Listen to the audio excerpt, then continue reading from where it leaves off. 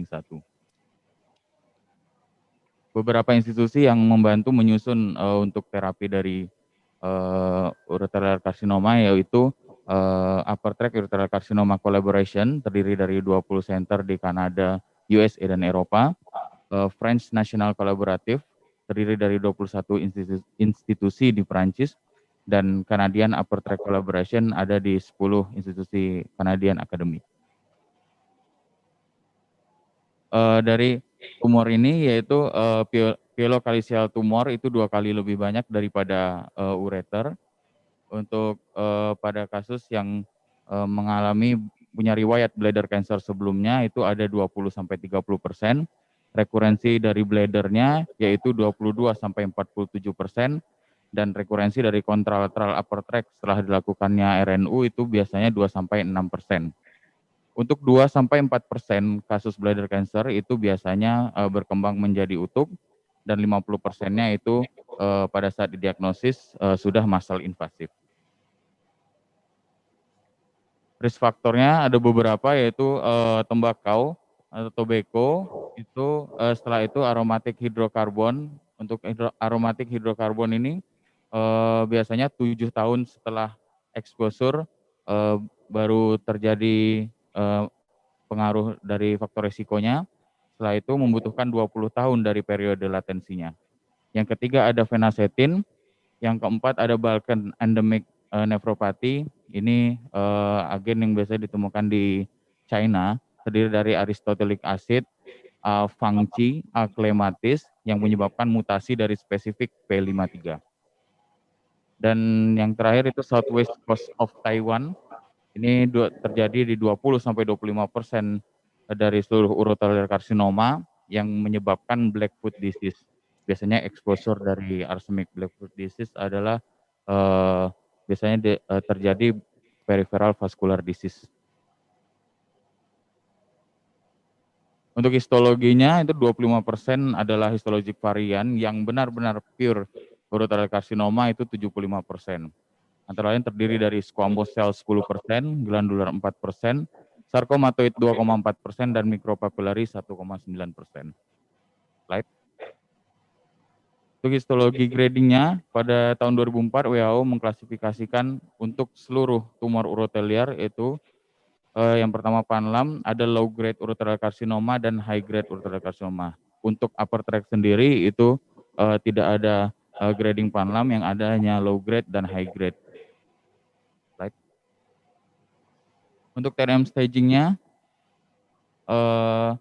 untuk tumor itu TX primary tumor itu tidak bisa diakses, T0 itu tidak ada evidence untuk primary tumornya, terdiri dari TA yang non-invasive papillary carcinoma dan TIS carcinoma in situ. Untuk T1 itu tumor sudah menginvasi jaringan ikat subepitelial, yang T2 dia menginvasi muskularis, T3 dibagi 2. Pada renal pelvis, tumor menginvasi muskularis sampai dengan lemak peripelvik atau parenkim ginjal. Pada ureter itu tumor menginvasi muskularis sampai ke lemak periureter. Untuk T4 tumornya menginvasi organ sekitar sampai ke kidney dan juga lemak perirenal. Untuk regional lymph nodes, NX itu regional lymph nodes-nya tidak bisa diakses, N0 tidak ada metastasis ke limfonodi, N1 itu limfonodi metastasis ke limfonodi 1 limfonodi sepanjang 2 cm atau kurang, dan N2 itu 1 limfonodi lebih dari 2 cm atau lebih dari 1 limfonodi. Untuk metastasis jauh, M0 tidak ada metastasis jauh, dan M1 itu ada metastasis jauh. Diagnosisnya simptom biasanya terdapat makro maupun mikrohematuri, terdapat 70-80%, flank pain 20%, dan systemic symptom metastatik juga biasanya terdapat seperti anoreksia, nausea, dan vomiting. Untuk imaging dilakukan CT urografi atau dilakukan MRI bagi pasien yang tidak bisa dilakukan CT urografi. Setelah dilakukan sistoskopi dan urinary cytology dan diagnostik ureteroskopi.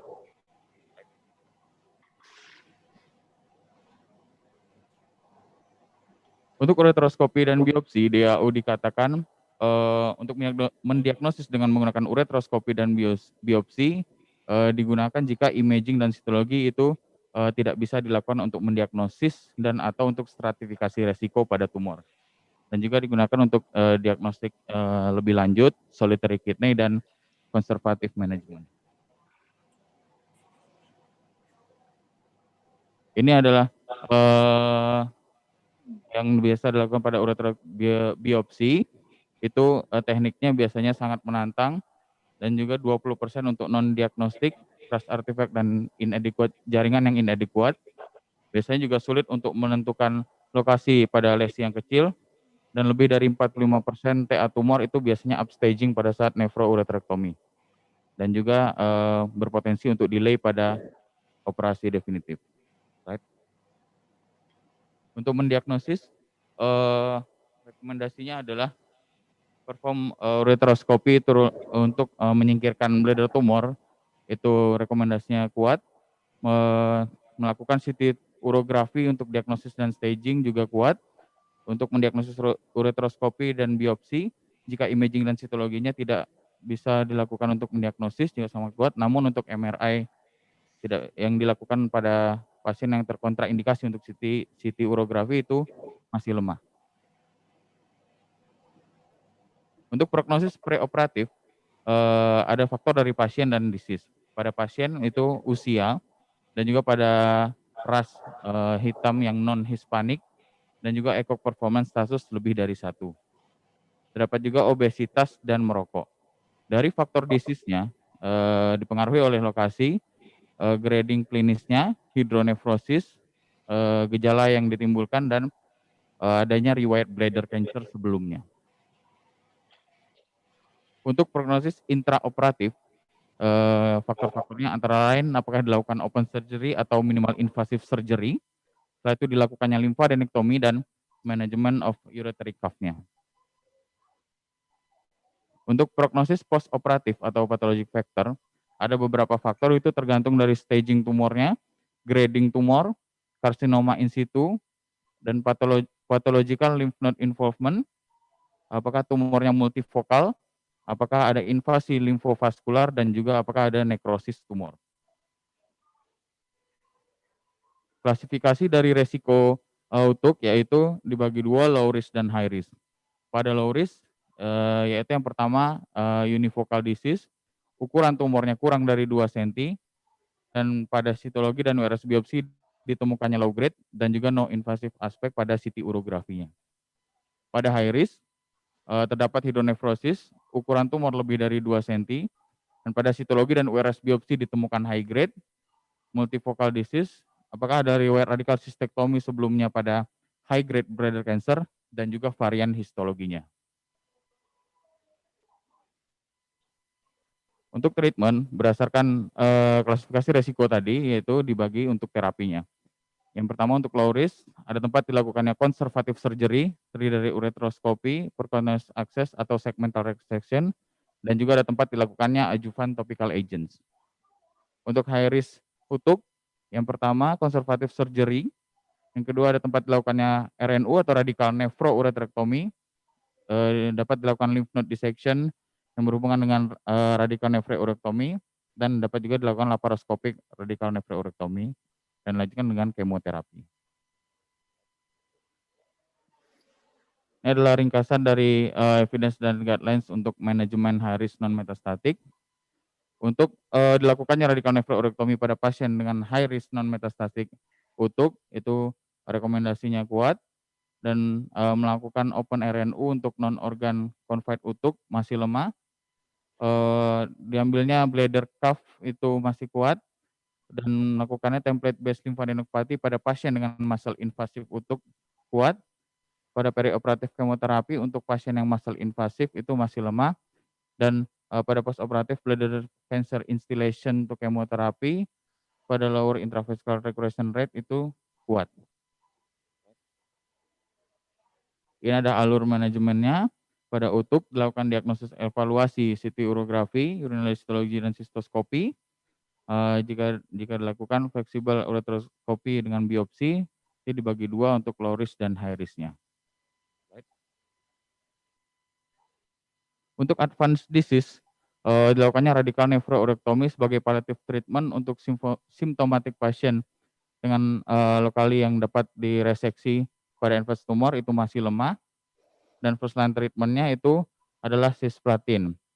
Cisplatin pada kombinasi terapi dengan GC, MVAC, dan juga bisa dikombinasikan dengan G-CSF, HD, MVAC, dengan G-CSF or PCG. Dan tidak boleh diberikan karboplatin dan non-platinum combination terapi, itu rekomendasinya sangat kuat. Untuk first line treatment pada pasien yang tidak bisa diberikan cisplatin, dapat diberikan checkpoint inhibitor seperti pembrolizumab atau atezolizumab, itu tergantung dengan PD-L1 statusnya. Jika negatif, dapat diberikan kombinasi terapi. Untuk second line, dapat diberikan checkpoint inhibitor seperti pembrolizumab untuk pasien dengan progresi selama dan setelah platinum based combination therapy untuk metastasis disease, dan juga dapat dilakukan checkpoint inhibitor atezolizumab. Untuk follow up-nya setelah dilakukan radical nefroureterectomy, untuk pasien low risk diperiksa kembali sistoskopi setelah 3 bulan.